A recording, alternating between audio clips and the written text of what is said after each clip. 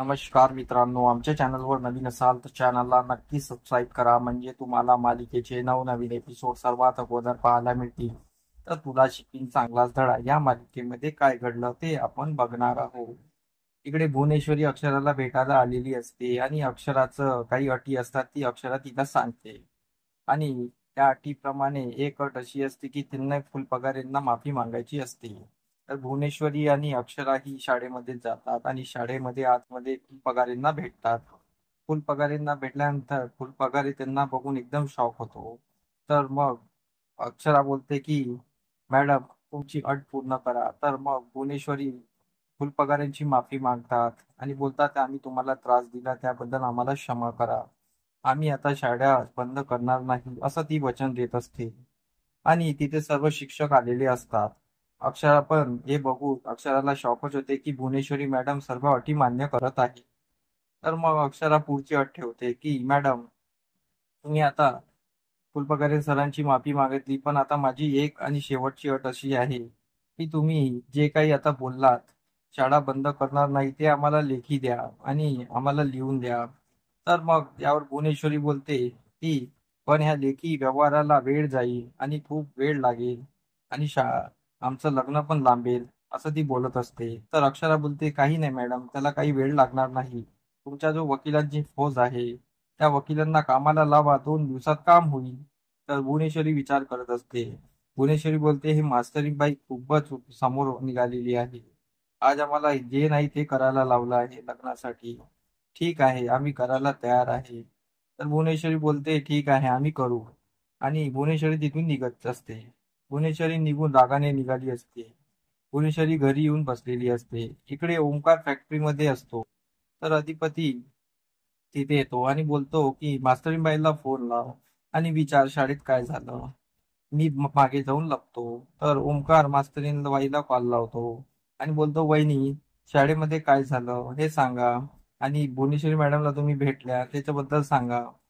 तर मग अक्षरा बोलते की भुवनेश्वरी मॅडम आल्या होत्या, माझ्या अटी मी ठेवल्या, शाळा बंद करणार नाही असं त्यांनी वचन सुद्धा दिलं आणि लेखी सुद्धा लिहून देणार आहे. तर हे ऐकून ओंकार खूप खुश होतो आणि ओंकार फोन ठेवतो आणि अधिपती त्याला विचारतो काय झालं, मासीमबाई काय सांगत होत्या. तर त्यावर ओंकार बोलतो की त्या सांगत होत्या की आपल्या आई साहेबांनी हे सर्व मान्य केलेलं आहे आणि शाळा कधी बंद करणार नाही हे लेखी देणार आहे. तर अधिपती खूप खुश होतो. अधिपती अक्षराची खूप तारीफ करत असतो आणि बसतो की मास्तरीबाईला खूप छान जमतं आणि असं काय जादू केली त्यांनी की आईसाहेबांनी डायरेक्ट होकार दिला आणि ते पण लिहून देणार आहे की शाळा कधी बंद नाही करणार. तर त्यावर ओंकार बोलतो की आमच्या वहिनी साहेब आहेच तशा, ते स्वतःची गोष्ट बरोबर मान्य करून घेतात आणि त्यांना बरोबर सरळ मार्गाने बोलणं येतं. आणि ते दोघे एकमेक सोबत बोलत असतात आणि अक्षराची तारीफ करत असतात. तर अधिपती घरी निघत असतो. इकडे भुवनेश्वरी घरी एकटी चेअरवर बसलेली असते आणि विचार करत असते. तेवढा तिथे अधिपती येतो. अधिपती तिला विचारतो आई साहेब काय झालं, मला सांगा काय झालं. तर त्यावर भुवनेश्वरी बोलते काय झालं कशाबद्दल. तर त्यावर अधिपती बोलतो की तुम्ही मासीबाईला भेटायला गेलेल्या होत्या, त्या आल्या नाही का, तुम्हालाही त्यांनी असंच पाठवलं का. तर त्यावर भुवनेश्वरी बोलते नाही, आम्ही त्यांना वचन देऊन आलेलो आहे की शाळा कधी बंद करणार नाही आम्ही. त्यांची हीच अट होती, बाकी दुसरी कोणती अट नव्हती, आम्ही ती मान्य केलेली आहे. आणि 2 दिवसात आम्ही सर्व मान्य डॉक्युमेंट रेडी करून मास्टरबाईला घरला घेऊन येणार आहोत. अधिपती खूप खुश होतो आणि बोलतो की आईसाहेब तुम्ही खूप धन्य आहात, तुम्ही मास्टरबाईला घरी घेऊन येत आहात, खूप छान केलं आहे. अधिपती खूप खुश होत असतो. तर यावर भुवनेश्वरी बोलते शाळा काय, शाळा आज ना उद्या बंद होणार होती, पण आम्ही त्यांना वचन दिलं, आता आम्ही शाळेकडे डोकं डोकून पाहणार नाही आणि शाळा जशी आहे तशी चालू द्या. आम्ही जसं काही कसंही करून ती शाळा चालवू असं भुवनेश्वरी म्हणत असते. पण भुवनेश्वरीच्या मनात काही वेगळं सुरू असते.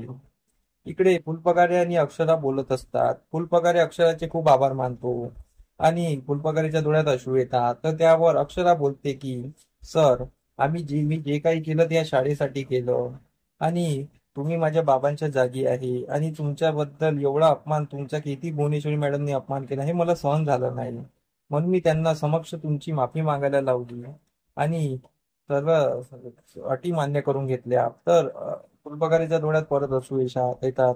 आणि बोलतात की अक्षरा, तू आणि अधिपती या शाळेसाठी खूप काही केलेलं आहे. तुम्ही या शाळेचा दिवा आहात आणि तुम्ही या शाळेसाठी खूप काही करता, असं म्हणून तिची खूप तारीफ करत असते. तर इकडे भुवनेश्वरी आपल्या रूम मध्ये एकटी बसलेली असते. ती विचार करत असते आणि ती मास्तरीनबाईला पोसत असते आणि बोलते की मास्तरीनबाई, तुम्ही जे आज आम्हाला करायला लावलेलं आहे त्याचं तुम्हाला पान फेडावं लागेल. आणि जेव्हा आमचं लग्न मालकांशी होईल आणि लग्न झालं की काही दिवसातच आम्ही तुम्हाला त्या घरातून बाहेर काढणार, हे आमचं वचन आहे. आम्ही तुम्हाला घरातून बाहेर काढणार म्हणजे काढणार. तुम्ही आमच्यासोबत जे केलं त्याचं आम्ही प्रत्युत्तर देणार. फक्त आमचं लग्न होऊ द्या. तेवढ्यात तिथे दुर्गेश्वरी येत असते. भुवनेश्वरी आपल्या स्वप्नातून बाहेर येते आणि दुर्गेश्वरीला बघून बोलते की काय झालं. तर दुर्गेश्वरी विचारते, तू शाळेत मास्तीबाईला भेटायला गेली तर काय झालं. तर भुवनेश्वरी सर्व घडलेला प्रकार सांगते आणि इथेच आजचा एपिसोड संपतो. तर आपल्या समोरील भागात हेच पाहणं रंजक ठरणार आहे की मास्तरी घरी येणार आहे, पण मास्तरी घरी आल्यानंतर लग्न झाल्यानंतर भुवनेश्वरी मास्तरींना काढण्याचा पुरेपूर प्रयत्न करणार आहे. तर आमचा एपिसोड कसा आवडला मला कमेंट करून नक्की सांगा. धन्यवाद.